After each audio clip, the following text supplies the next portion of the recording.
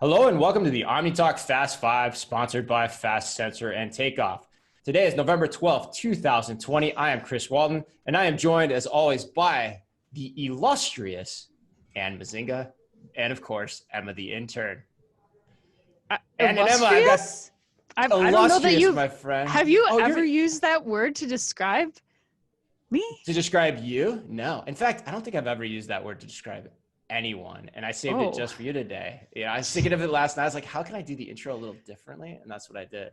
But hey, the question I've got for you guys today is, and it's 3 words, and it's an homage to the great Laurence Olivier in the film Marathon Man with Dustin Hoffman. Is it safe? How are you guys feeling out there? Are you safe? Are you feeling safe? Oh my God. I feel like I'm at my OB appointment. Are you safe at home? Oh my God. I don't know. Is that what your OB asks you? Yeah, they always do. They're like, do you feel safe in your home? Oh, right. In your home. Okay. I thought you meant in the appointment. I was like, damn. Okay. What's going on? Wow. This took a turn. That's what I love about their show. You never know what angles or nooks and crannies we're going to delve into. Yeah. I mean, I can't honestly say that people have ever asked me that question outside of that occasion. This is a Fast Five like no other. We are on a road.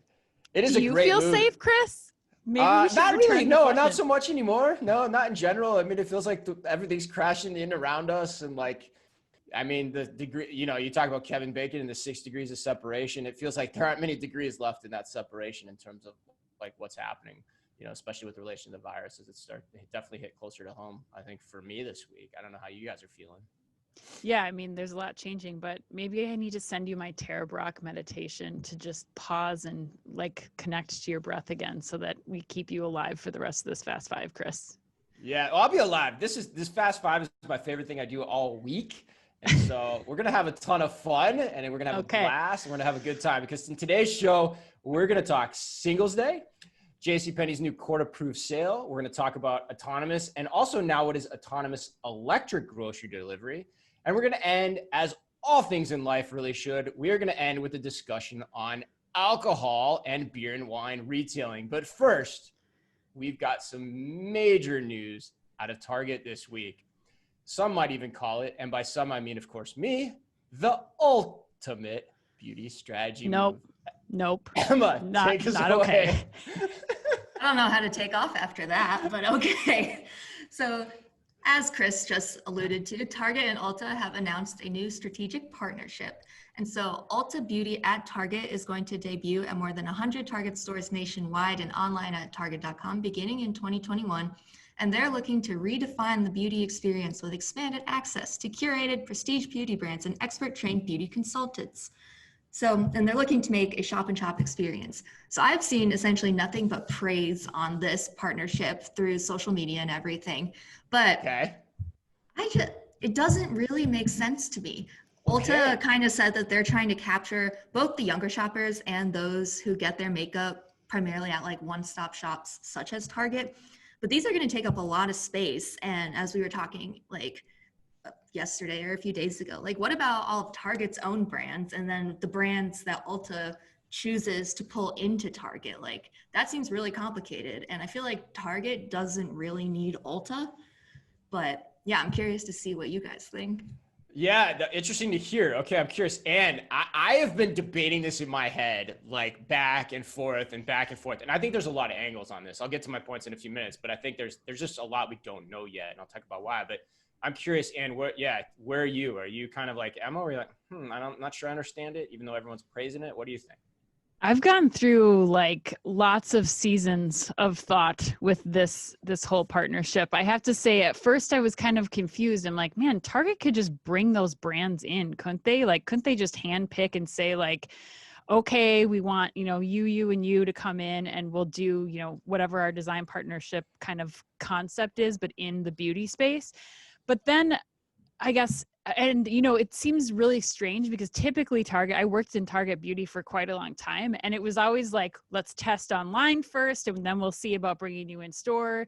However, there was this whole beauty reinvention a couple of years ago in the stores, and there is quite a significant footprint for that beauty reinvention that I think could work harder. So, 1,000 square feet, 100 locations feels like a lot of locations to start with. So that seems a little strange to me, but net, I think it's a positive. One, because ultimately it's a one-stop shop. I think that you are allowing people the convenience of getting some of the better brands. You know, I don't know many people that just shop one drugstore or just shop one beauty counter. Like, it's a collection of product, and that's why Sephora and Ulta are successful. And so I think now that you're combining that into a one-stop shop, you're bringing it onto the Target.com site and to the app, and you can like start to use loyalty points theoretically across both of these. Like, I think it's another notch in the one-stop shop Target belt.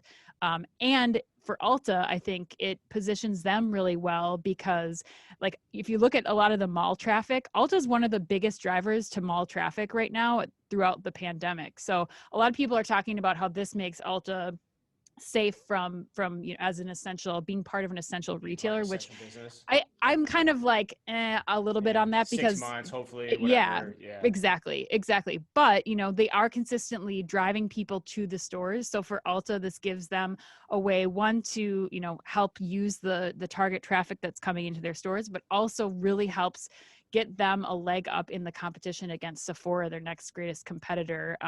You know, with this 100 stores and then potentially going to the other, you know, 1,800 stores in Target's chain. But okay, so Chris, net, you like it. Is that what you're saying? I like it. I like it. You like Yes. it. Okay. Yes. Net, you what like do you it. think, Yeah, I mean, though? yeah, You're I the mean, merchant of this crew. No, well, no. I mean, hey, you know, I think the last point you said is, I think the key here is, like, and we've talked about this on the show for 3 years now, that the digital evolution, so to speak, is creating new bedfellows, and sometimes those bedfellows might appear strange, and so this could be it, and it could be an absolute great marriage amongst those bedfellows. I think here are the interesting dynamics that I see. I think you bring up the point about, both of you did, bringing in new brands. Point of fact, Target cannot get prestige brands. They can get some, and they try, and that's why a lot of times maybe they're limited partner design partnership type things, but they can't get the big cachet brands all that often. I tell the story all the time where I was meeting with one of the big cachet houseware vendors, and the woman said to me, "Sugar, I ain't ever putting my products on your shelves." And that's a true story. Like, as much power and clout as we had, there were just things that we could not get. Now, the piece with that, and I talked about this with Walmart when they acquired Moose Jaw and all that other stuff, just because Ulta has them doesn't mean the brands are going to want to go into Target stores. So that's the part of this that I'm still not sure how it's going to play out. That was the whole premise of Target's Chef Catalog acquisition, and it didn't work for that exact reason. So I don't know if that's at play here or not. But from a Target perspective, I love it. I mean, Emma, you talked about space in the store. I mean, the key thing is here is, like, digital's coming. Target probably doesn't need as much space in the store for what it has. So this is a category that can be put in. And to answer your point, it still drives traffic. So I think that's also incredibly valuable. But the other angle on here that I'm really interested in on the Target side is Ulta's selling these products online via Target.com. I think that's beneficial from an order pickup perspective, a fulfillment perspective for Ulta. But my question is, how is that going to happen? Is it going to happen traditionally where Target takes ownership of the goods, which is most of what's on Target online? Or is it going to happen by way of Target's marketplace, which they've been quietly standing up, where Ulta is still the merchant of record? Because then that changes the distribution and the prestige brand conversation to a pretty great degree online versus in store, or possibly both. I'm hopeful that that's what they're doing, because if they are, I think that's really smart. If they're not, then I don't think this is as cool as it sounds. On Ulta's side, that's the part where I'm a little, like, maybe a little more concerned, where, you know, 100 stores, okay, if you're smart, you're putting it in locations and that's all you do, where you don't want to invest in your own heavy infrastructure for stores to be built out, then okay, that makes sense. But you've got to be really cautious of that, because you don't want to cannibalize yourself over time. But I don't know, ultimately an interesting marriage. What do you guys think? Am I crazy? Chris, what's happening in the stores versus online? Mm-hmm. Like, explain that relationship within Target right now, because Target is consigning the Ulta product. Like, how is that relationship working in the stores versus how it's going to work online? You mean the beauty products they carry pre-Ulta? Right. Yeah, I mean, most of the time Target's just buying those goods for the most part. I mean, it's happening with Ulta in the stores. Like, are you suspecting that in the stores, the Ulta product is being purchased by Target? Like how is it working in store versus online is what I'm trying to get to, I guess. Gotcha. I see what you're saying as we go forward. Yeah, I would assume in stores that Target will actually be procuring that product in the same way they would otherwise. They'll just be buying it from them and then reselling it to Target's end consumer. But online, I don't know how that relationship is going to work. And in stores, they could actually set up a similar type of relationship where it works more like a traditional marketplace.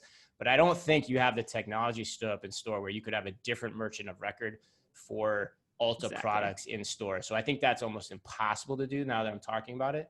But online, there's nothing to prevent that from happening. And again, remember that conversation is national, not 100 stores. So I don't know. We'll see where this goes. And I've got inquiries in to try to figure that out. If anyone knows or has any more information, please let us know, because I think there's a lot more here to think through. I have one challenge on your brands question. Where else are the brands going to go? Because these bigger beauty brands right now, the Estee Lauder brands that are one of Ulta's major clients, are they better off in a department store than a Target store right now? I mean, is that mindset changing? So I guess that's a challenge I'd offer to you is in this, pandemic world and moving forward, like, I don't know if I'm an Estee Lauder brand that I want to be stood up in a Dillard's right now. I think Target's probably better and a place for me to reach a new guest, have an aspirational guest that might come across one of my products. Well, I think, under COVID, I think that's a really important question. That's what we used to always tell them. I'd be like, really, is a department store better than Target from a cachet perspective? Like, really? Or are you just telling yourself that? And I think the smart brands are starting to get the answer to that question. I think you're dead right. And I mean, look, Alibaba sells a ton of cachet product. Amazon's going cachet. Like, the important thing is to have your stuff where people want to buy it. And so I think that's just the big question for the brands. And I think the smart ones will probably want to come along on this partnership ride for a little bit. But like, remember the Black Diamond fiasco with Moose Jaw? Like, some are going to be like, no, I don't want it there. I want to maintain that premium. But again, that also always comes back to how well do you have your distribution controlled as a brand? Like, remember Nike pulling back a few months ago? Same reason, right? It's going to be different for everybody. Net, we'll see how it plays out for Target. Good segue, though, to our next. Nice job. That's why you're so illustrious. Nice job.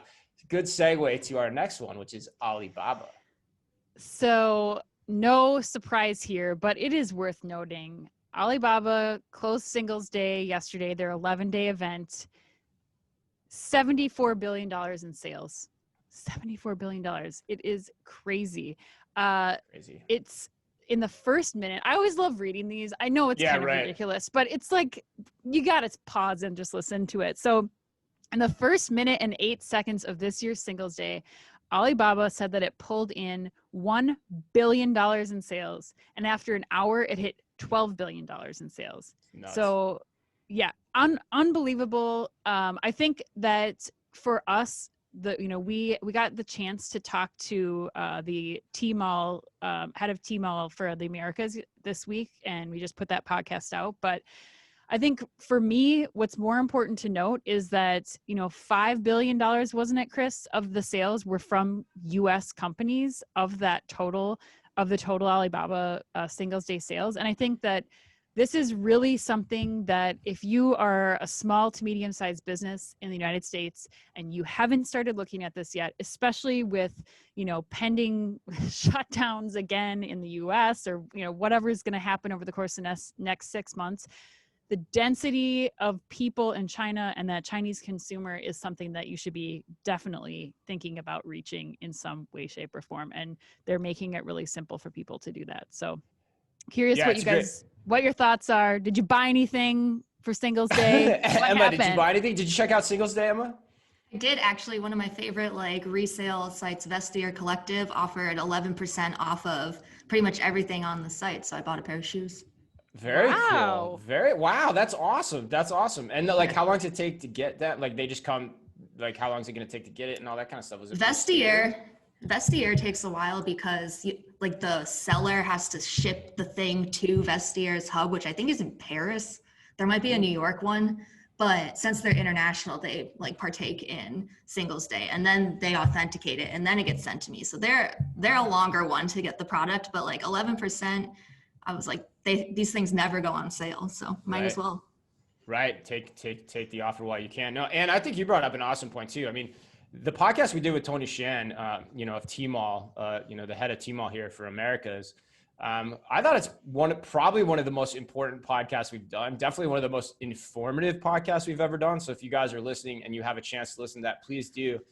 I mean, the perspective I would put on it is this: you look at Singles Day.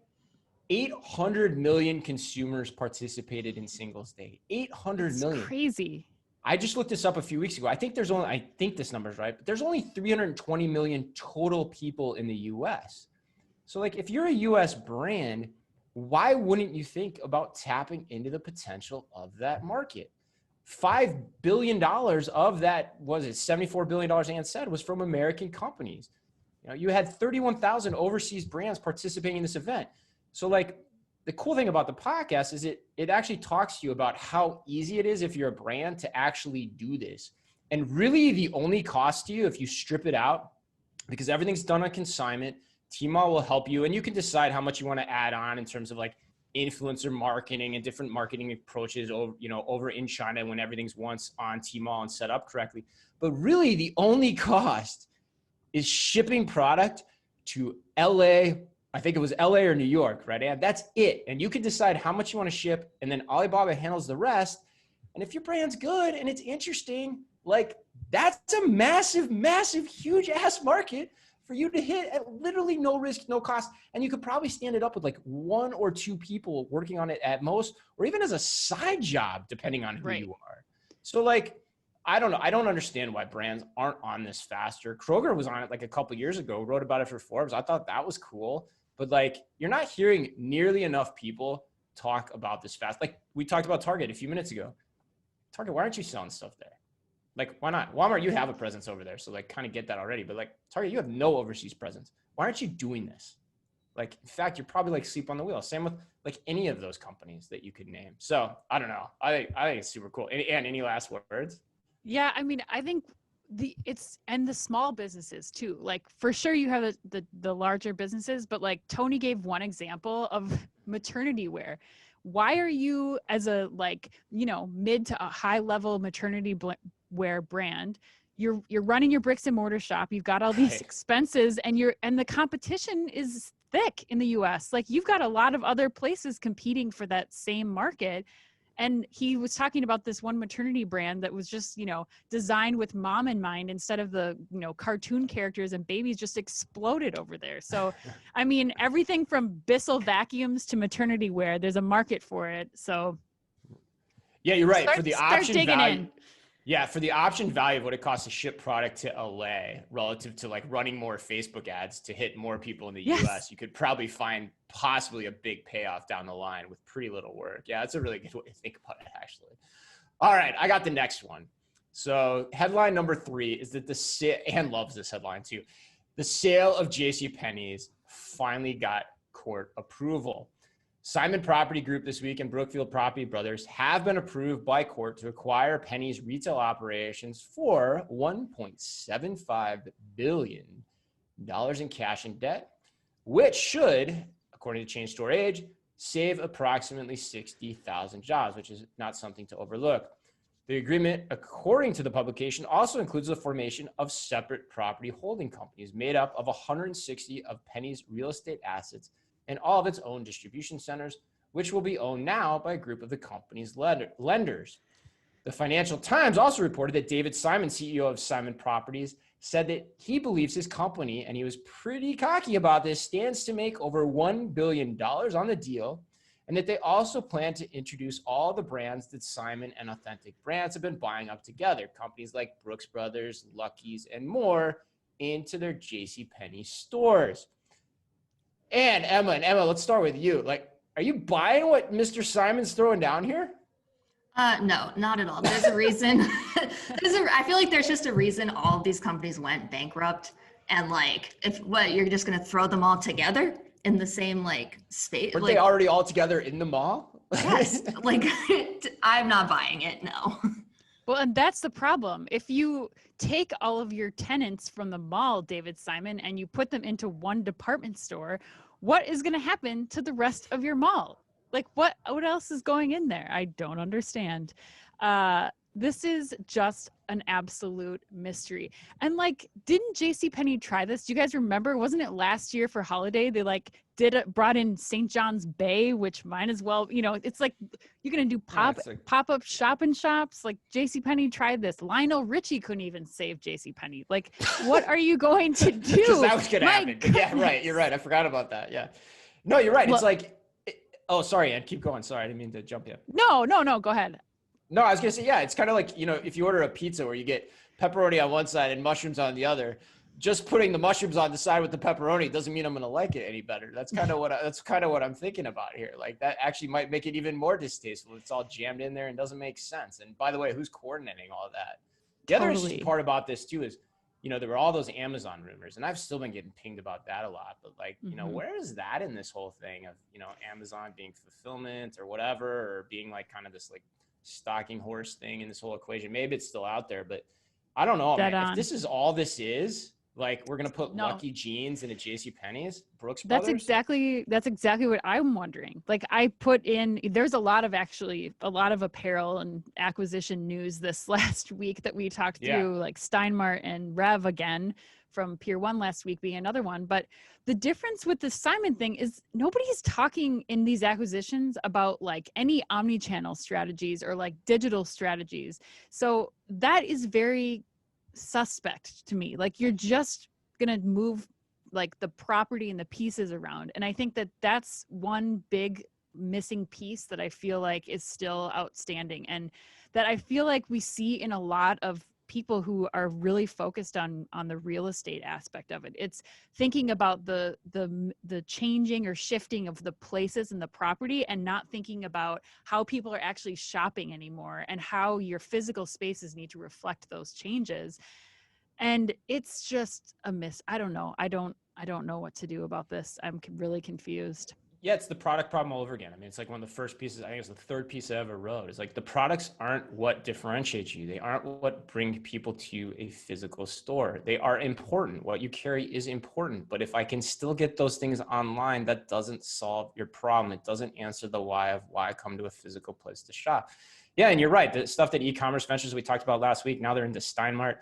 I don't know, but at least they're trying to roll that all up digitally and try to put something around that together. This is totally different. Like, why do I want a smaller version of the mall inside of JCPenney's? In fact, the more we talk about this, the more I'm like, man. And you know what? In my history, every time I see an executive, because I remember Target, I don't know why I keep bringing Target up today. I don't like doing that.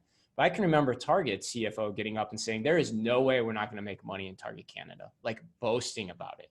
And look and see how that happened. Like, wait until the eggs are hatched, my friend, before you start making those claims. There's no point in doing it. In fact, it makes me think you're actually a little worried about it, and you're probably trying to sell it a little hard. All right, Emma, you want to take us to number 4? Yes, so number 4 is all about autonomous delivery vehicles. So the vehicle startup Nuro just hit a $5 billion valuation after a fresh round of funding of $500 million. And they also launched a new vehicle that they call the R2, which is now designed for local delivery service for restaurants, grocery stores, and other businesses. And Walmart is also partnering with a company called Cruise to test out all-electric autonomous delivery vehicles in the Scottsdale, Arizona area.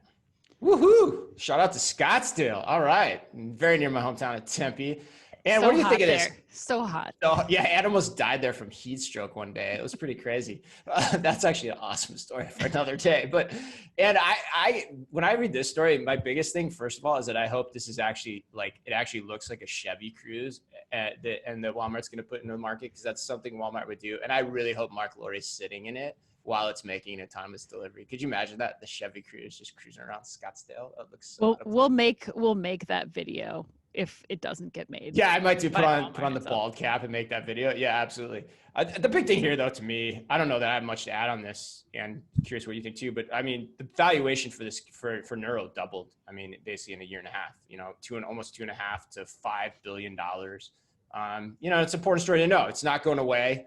And I think the cool angle here is not only talking about autonomous vehicles, but now we're talking about electric vehicles, and that's super cool. But this thing is still, I mean, for everyone listening, we're still talking years out. So don't buy into the hype that this is going to make a huge difference on financial returns for any of these companies, you know, in the short term. And I'm talking like next 5 years, especially. So Yeah, And I think it's about what we've talked about as a theme for consistent across the last several weeks. It's about getting the product to people when and how they want it. And Amazon's making this faster and faster. No surprise there. They've rolled out electric vehicles. So now it's not just about getting the product to customers quickly, but also with the least impact to the environment as possible. So I think, and I think, over the course of the last 6 months, especially 6 to 8 months now, companies are understanding how expensive the last mile is. So it's about efficiency, it's about speed. And again, Amazon is going to push every single retailer to do this to meet customers' expectations. And so I think, it reminded me of a podcast we did early on in the season 2 with Robomart, just talking about how it's not just either about the delivery aspect of it, but really how this is going to change the whole customer mindset of how you're shopping, and really, like Ali was talking about, bringing the store to you, hailing a store like an Uber and bringing that experience to you. So just, again, continuation of this evolution of shopping and bringing the store to the consumer. It's important not for today, but it's important because it could change the game tomorrow. I think that's the important thing to keep in mind. And who are the companies that are already starting to invest in this, and who are the ones that are not, and how do you put them on kind of your pecking order from an experimentation innovation standpoint? All right, well, let's close it up. I can't wait for this one with a little discussion here on, this one's fascinating, I think, discussion on alcohol and where it sits in the minds of consumption and retail.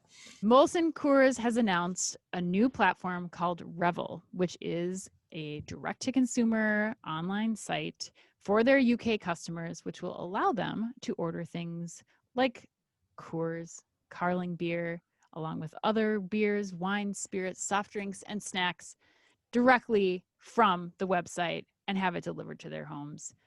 Guys, I have a question for you. How much of your liquor purchases are repeat purchases? Chris, start with Emma. You. You want me to start? Yeah. Okay, I'll start. I think I know the answer to this one, which is why I want you to it's high. Like, I think on a percentage basis, point. You're probably taking 80 to 90%. I mean, you're not talking about this before, but like, I'm a huge Guinness fan for those who are listening. And I imagine like Canada, Carl Boutet and Gary Newberry, big Molson fans, I'm sure are like, their mouths are watering right now at this point. But like, I'm a huge Guinness fan. And like, if you told me I could just, hit one button and Guinness arrives at my house pretty simply and easily direct from Guinness, and it's almost like on a subscription basis, I'd be all over that. And I think there's a lot of ways to make this work too, which we can talk more about in a second. But like, I don't know, Emma, are you the same way? I mean, I'm trying new things, but I also don't think I need a store for that too. But that's a whole nother point. For sure, especially since you can't really be like tasting different things at a liquor store at the moment. I pretty much order the same things. And if I could just have them show up at the doorstep, like I absolutely would not go to a liquor store anymore. I think there's still a use case for the liquor store, but I think that you two are proving my point in that for many people, I think that there are several occasions where you're just getting the same 6-pack over and over and over again every time you go in. And especially during pandemic times, to just be able to circumvent the liquor store and be like, just refill. I want the easy button for my refill of my Guinness. So I think that this, to me, makes a lot more sense than some of the other things that we're seeing go direct to consumer. Like we saw snacks going direct to consumer. Sure, there's a use case for that, but I think that this, to me, makes a ton of sense, and I think could really have an impact on how people are refilling their liquor cabinets and refrigerators. Yeah, I mean, I think there's a lot of ways to do it too, right? Like, I mean, Coors can run the front. How they handle the fulfillment, lots of options for that. They could contract a third-party service to go pick from any number of locations, wherever the customer happens to be. They could have partnerships with their retailers, like tons of ways to do this, to make this happen. And you're right, and I think you're hitting on something that's huge here. It's why we put it at the end. It's like, this is a repeat purchase behavior in a different way, and something that, people really at the end of the day should experiment. I don't even know it's just repeat though, because I'm curious here too. Like, I have bought 2 things via Facebook/Instagram over the last week that were beverages, consumable beverages, things that I'm trying, things that I didn't know about, right? And if you haven't been on Instagram Shop lately, check it out, because that thing is awesome. Like, I cannot believe how different that thing is looking, and it is freaking cool. But I bought chocolate milk, a 12-pack of chocolate milk through an Instagram ad. I bought Recess, the CBD drink that makes me feel so much nicer, like I just took a break. That's all trial. That's all stuff that used to happen before in a liquor store. Why can't that same sort of thing still happen through those channels while, you know, Coors, Molson, whoever the hell it is still taking this approach and then figuring out the fulfillment on the backside? And you're shaking your head. You agree? Also possible. And thank you for single-handedly keeping the bougie non-alcoholic drink market still in business. Thank you, Chris, for doing that. I always try so hard. Lactose-free chocolate milk. It's awesome. Emma, I mean, am I nuts? No, I definitely agree with you. I actually, just when you got into the chocolate milk, before you said Recess, I see stuff for that all the time. And I was like, I could just order that through Instagram. Like, easy. Right. And there's so many ways to think about fulfillment. I think that's why there's so much money rushing to that fulfillment space. I mean, God, you saw the bet, like, even there's so much activity happening. Like, you know, Bevmo was acquired this past week for, you know, not reasons that are, you know, germane to the discussion a little bit different, but like, there's just so much money happening here about how to think about this differently. It's just another example of, you know, why it's important to think about how to go direct to consumers.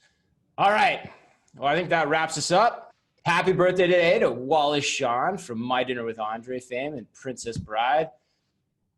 And of course, Karen from Will and Grace, and everyone's favorite heartthrob. I know, Anne. I know he's illustrious in your mind, Ryan Gosling. And remember, oh my God, it's the baby goose's birthday? It's his birthday today. Oh my Gosling's birthday. I'm going to order some drinks to celebrate that. La La Land. I'm sure you are. And remember, if you can only read or listen to one retail blog in the business, make it Omni Talk. Our Fast Five podcast is the quickest, fastest rundown of all the week's top news, and our twice weekly newsletter tells you the top 5 things you need to know each day, and also features special content exclusive to us and just for you, and all within the preview pane of your inbox. Sign up today at www.omnitalk.blog. Thanks as always for listening in. Please remember to leave us a review wherever you happen to listen to your podcast or on YouTube. And of course, be careful out there. The Omni Talk Fast Five podcast is brought to you by Fast Sensor. Fast Sensor is the first AI-powered business intelligence platform that provides business owners with ROI-focused optimization tools tailored to fit your organization. With Fast Sensor, you can successfully monitor safety, efficiency, and journeys across your organization, from customer flow to queue management to the effectiveness of digital signage and promotions. Visit fastsensor.com to learn more. And Takeoff. Takeoff is transforming grocery by empowering grocers to thrive online. The key is micro-fulfillment, small robotic fulfillment centers that can be leveraged at a hyper-local scale. Takeoff also offers a robust software suite so grocers can seamlessly integrate the robotic solution into their existing businesses. To learn more, visit takeoff.com.